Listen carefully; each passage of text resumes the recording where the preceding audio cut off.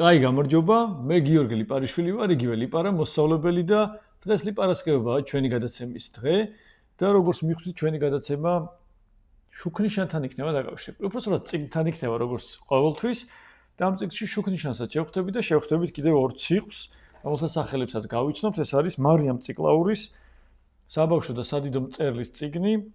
გსმენიათ ხო, მისი წიგნები, ლექსები, მოთხრობები, ზღაპრები და დიდი წიგნებიც ცოტა. ჩემი აფრიკელებებიაც ხო გაგიგიათ, ისიც მისი დაწერილია.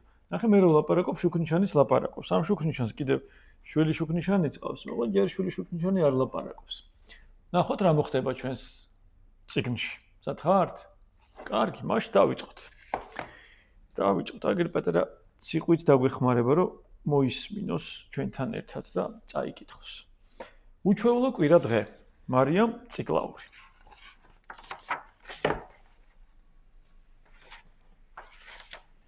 აბა ნახოთ რა მოხდება. ორენოვანია წიგნი, ქართულად და ინგლისურად შეგიძლიათ წაიკითხოთ და თან აქტივობებიც მოყვება, კიდევ ლექსიკონი მოყვება, კიდევ ქვემოთ განმარტება სიტყვების, მაგრამ ძალიან აქტიური წიგნია თავისი ნახატებით და მთელი ამბებით.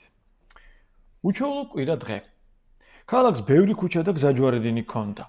ელენესა და სანდროს ყველაზე მეტად ის ქუჩა უყვარდათ, რომლითაც თავიანთი სახლიდან ზოოპარკისკენ მიდიოდნენ. მათი სახლის აივნიდან ზოოპარკი მოჩანდა კიდეც. ქალაქში იყო კინოთეატრებიც, ატრაქციონებიც, ტბაც. ბავშვებს კი ცხოველებთან სტუმრობა ყველაფერს ერჩივნათ. სულ კვირის დადგომას ელოდნენ. შაბათს მოამზადებდნენ ხოლმე გაკვეთილებს და მთელ კვირა დღეს ზოოპარკში ატარებდნენ. აი ესეთი ილუსტრაცია მოყვება ამ ამბავს. სხვა დღეებსაც სიამოვნებით გაატარებდნენ იქ, მაგრამ სადეცალად. ორ შაბათს, სამ შაბათს და ოთხ შაბათს სკოლის შემდეგ ჭადრაკი, ინგლისური და ცეკვა ჰქონდათ. ხოლო ხუთ შაბათს, პარასკევს და შაბათს ყველაფერი ხელახლა მეორდებოდა. მეგობრების დაბადების დღებზეც ხომ უნდა ევლოთ, წიგნებიც ეკითხათ, ახალი ფილმიც ენახათ. საქმეს რა დალებდა. ამიტომაც კვირა ყველაზე საყვარელი დღე იყო ბავშვებისთვის. ხედავთ? კვირა თავისუფლების დღეა, როგორც ჩანს. სახლიდან ზოოპარკამდე ორი ქუჩის გადასასვლელი ხვდებოდა ბავშვებს. იქვე შუქნიშანი იდგა. ელენემ და სანდრომ კარგად იცოდნენ, რომ მხოლოდ მწვანე ფერის შუქნიშანზე უნდა გადასულიყვნენ. გახსოვთ, მხოლოდ მწვანე ფერზე უნდა გადავიდნენ. აი ნახეთ, მხოლოდ მწვანეზე გადადიან ბავშვები. მხოლოდ მწვანეზე უნდა გადასულიყვნენ. დიდები ზოგჯერ წითელზე გადაირბენენ ხოლმე, მაგრამ ბავშვებო თქვენ კარგად დაიმახსოვრთ, რომ ბავშვობაშიც და რო გაიზრდებით, მერე წითელზე არ გადახვიდეთ ხოლმე, მხოლოდ მწვანეზე. მწვანე ფერის ანთებისა შეიძლებოდა ქუჩის გადაკვეთა. მე ერთი მიწისქვეშა გადასასვლელსაც გაივლიდნენ და ზოოპარკის შესასვლელს მიადგებოდნენ. ხმაურით დაქროდნენ ქუჩაში მანქანები და ავტობუსები. ზოოპარკში კი სიმშვიდე იყო. ეზოში ბევრი ხე იდგა. ვოლიერებიდან, ანუ გალიებიდან ცხოველების 1000-ნაირი ხმა ისმოდა. აი ესე ხელჩაკიდებულები მიდიან თან. ზოოპარკის ეზოში ერთ მაღალ ხეზეც იყო ფუღურო ჰქონდათ. ბავშვებმაც იყო სახელებიც დაარქვეს, ბობო და ბუბა. ოღონდ რომელი იყო ბობო და რომელი ბუბა ვერ არჩევდნენ. ამიტომაც საერთო სახელს ეძახდნენ ბობო ბუბა.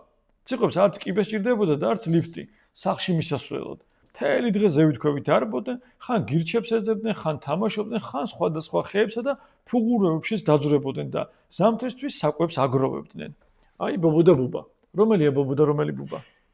აბა თუ ბუბო ბუბა. თქვენც ეგრე ჩქარა თქვით, აბა ბუბო ბუბა. მამაზი სახელი აქვს. ელენე და სანდრო ციყვებთანაც მეგობრობდნენ.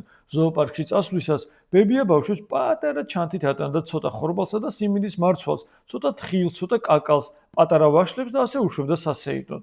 ბავშვებმა იცოდნენ, რომ მეგობრებს ძალიან ახარებდა მათი მირთმეული ნუგბარი, ხო და უნაწილებდნენ სპილოს ვაშლს, ციყვებს კაკალს, ფრინველებს კი ხორბალს. ნახეთ რა ლამაზი სპილოა. მოდი, ჩვენც ვესტუმროთო. ერთხელ ბობო ბუბამ მთელი კვირა დღე ბავშვების გამოჩენას რო ელოდებოდნენ, მაგრამ ისინი არსად ჩანდნენ ციყვებმა გადაწყვიტეს, მოდი ჩვენ ვესტუმროთო. ელენესა და სანდროს სახლშიო და რა იცოდნენ, რომ ბავშვები იმ დღეს მასწავლებლებს სკოლიდან ექსკურსიაზე ყავდათ წაყვანილი. მაგრამ ბობო ბუბამ ხელი ერთმანეთს ჩასჭიდეს და ნახეთ რა მოხდება. გადახტენ ხიდან ხეზე. მერე კიდევ ხეზე და პირდაპირ ქუჩაში ამოხვეს თავი. რამდენ ცხოველს უცხოვრია აქ? წამოიწრიპინა გაოცებულმა ბობოციყვმა და ავტომობილებს დაუწყო ყურება. შეხედე, რამხელა ცხოველია, ხომ არ გადაკლაპავს. გონი ვერ დაგვინახა, გადავრჩით. დაიწრიფინა შეშინებულმა ბუბა ციყვმა.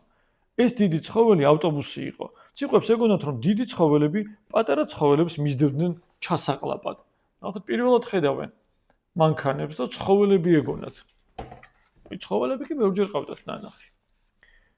ბევრი იხტუნეს ხან ხეებზე, ხან ბუჩქებზე, მოიცა ჯერ არა? ალბათ არ შიოდა ამ ავტობუსო რო არ ჩაყლაპაო, ბევრი ხალხი ამბობენ. ხედავ რამდენი ადამიანი გადაუყლაპავს უკვე, ამბობდა გაუგნებული ბუბა ციყვი და ავტობუსში მყოფ მგზავრებს უყურებდა. ზოგი სკამზე იჯდა, ზოგი ფეხზე იდგა. ხედავ რა ყოჩაღია ის კაცი, როგორ ამოხტა გოლიათი ცხოველის მუცლიდან. ალბათ გმირთა გმირია.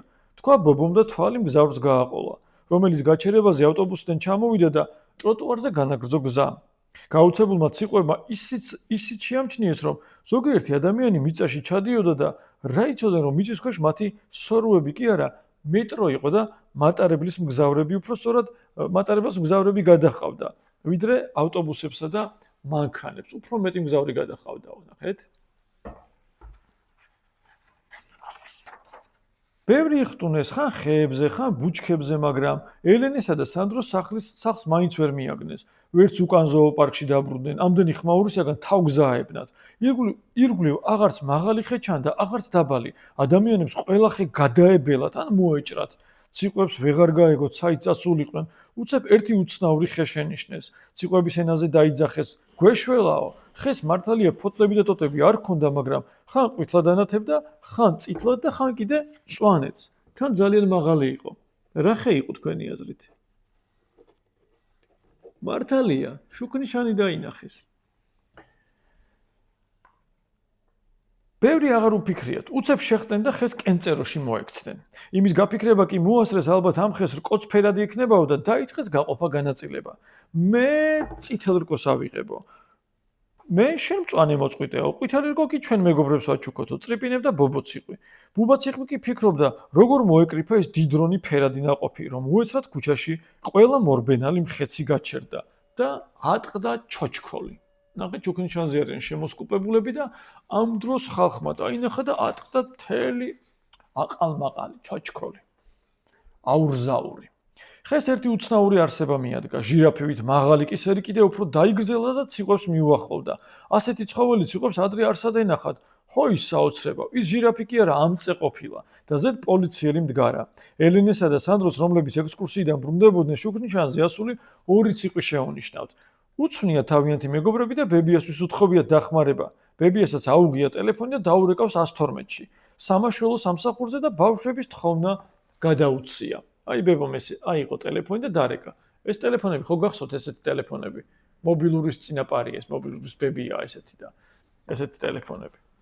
ხო და ბებიამ დარეკა და ყველაფერი წესის მიხედვით ხდებოდა. სწორედ ამ წეს შეეჩერებინა მოძრაობა ქუჩაში.